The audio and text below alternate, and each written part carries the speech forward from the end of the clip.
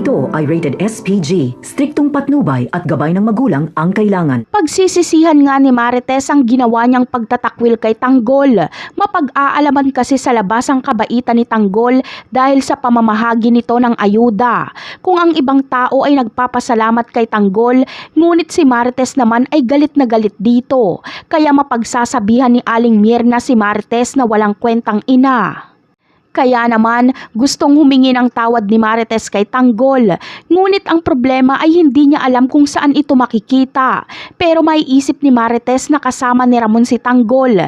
Kaya sa muli nilang pagkikita ni Ramon ay hihilingin ni Marites na dalhin siya ni Ramon kay Tanggol dahil hihingi daw siya ng tawad dito. Ngunit dadalhin kaya ni Ramon si Marites sa kanilang mansyon? Ang sagot ay hindi. Bagkus ay papauwiin niya na lang si David sa San Dimas para makausap nito si Marites.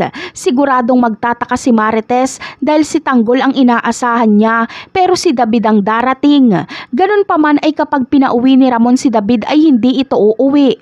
Bagkus ay pupunta lang ito sa mga pasugalan at maglalasing at mambababae hanggang sa maubusan siya ng pera. Ngunit ang tanong ng marami, makukuha kaya ni David ang pera ng mga kabalyero? Ang sagot ay hindi, dahil may kamag-anak na mga kabalyero ang magpapakilala. Ito ay walang iba kundi si Tanggol. Kapag malaman ni Divina na walang tagapagmana ang mga kabalyero, ay gagawan niya ng peking papeles si Tanggol para magpanggap ito na apo siya ni Facundo Caballero.